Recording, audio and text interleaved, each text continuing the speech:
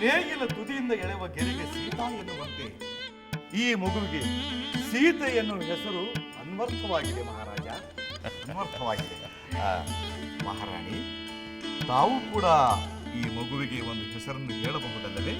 ಜನಕ ವಂಶದ ಬೆಳಕಾಗಿ ಬಂದಿರುವ ಈ ಮಗುವನ್ನು ಜಾನಕಿ ಎಂದು ಕರೆಯುವ ಅಪೇಕ್ಷೆ ನನ್ನದು. ಆಹಾ, ಅದ್ಭುತ. ಸೀತಾ ಜಾನಕಿ ಸೊಗಸಾಗಿದೆ. ಮಗುವಿನ ಚಿಕ್ಕಪ್ಪನೆನಿಸಿಕೊಳ್ಳುವ ವೃಷಧ್ವಜ ಯುವರಾಜರು ಕೂಡ ಒಂದು ಹೆಸರನ್ನು ಸೂಚಿಸಬಹುದಲ್ಲವೇ? ಹೇಳುತ್ತೇನೆ ಗುರುಗಳೇ. ಮಿಥಿಲೆ ನಮ್ಮ ರಾಜ್ಯದ ರಾಜಧಾನಿ. ಈ ಮಗುವಿನ ಹೆಸರು, ಈ ರಾಜ್ಯದ ರಾಜಧಾನಿಯ ಹೆಸರು ಜೊತೆಗೆ ಪ್ರಸಿದ್ಧಿಯಾಗಲು ಈ ಕಂದನನ್ನು ಮೈಥಿಲಿ ಎಂದು ಕರೆಯಲು ನಾನು ಅಪೇಕ್ಷಿಸುತ್ತೇನೆ. ಭಲೆ ಭಲೆ. ಆಹಾ, ಸೀತೆ, ಜಾನಕಿ, ಮೈಥಿಲಿ, ಅದ್ಭುತವಾಗಿದೆ. ಎಲ್ಲವೂ ಸೊಗಸಾಗಿದೆ.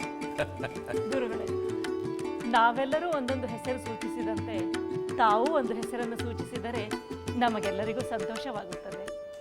ಅಗತ್ಯವಾಗಿ ಈ ಮಗು ದೊರೆತ ಬಗೆ, ಇದು ಬೆಳೆಯುವ ಸ್ಥಳ, ಬೆಳೆಯುವ ವಂಶ, ಈ ಕಂದನ ಹೆಸರಿಗೆ ಅನ್ವರ್ಥವಾಗುವಂತೆ ತಾವು ಮಾಡಿದ್ದೀರಿ. ನಾನು ಸಹ ನಿಮ್ಮ ವಂಶದ ಚರಿತ್ರೆಯಲ್ಲಿ ಚಿರಸ್ಥಾಯಿಯಾಗಿ ಉಳಿಯುವಂತಹ ಒಂದು ಹೆಸರನ್ನು ಸೂಚಿಸುತ್ತೇನೆ. ಜನಕನ ವಂಶದ ಪೂರ್ವಜರಲ್ಲಿ ಪ್ರಸಿದ್ಧರಾದಂಥ ರಾಜ ನಿಮಿ ಚಕ್ರವರ್ತಿ ತನ್ನ ದೇಹ ತ್ಯಜಿಸಿ ವಿದೇಹನಾಗಿ ಉಳಿದ ಕತೆ ತಮಗೆಲ್ಲರಿಗೂ ಗೊತ್ತಿರುವುದೇ. ಅಂತಹ ವಿದೇಹನ ವಂಶದ ರಾಜ್ಯಕ್ಕೆ ಮಹಾಲಕ್ಷ್ಮಿ ಸ್ವರೂಪಿಯಾಗಿ ದೊರೆತಂತಹ ಈ ಮಗುವನ್ನು ನಾನು ವೈದೇಹಿ ಎಂದು ಕರೆಯಬಹುದಲ್ಲವೇ?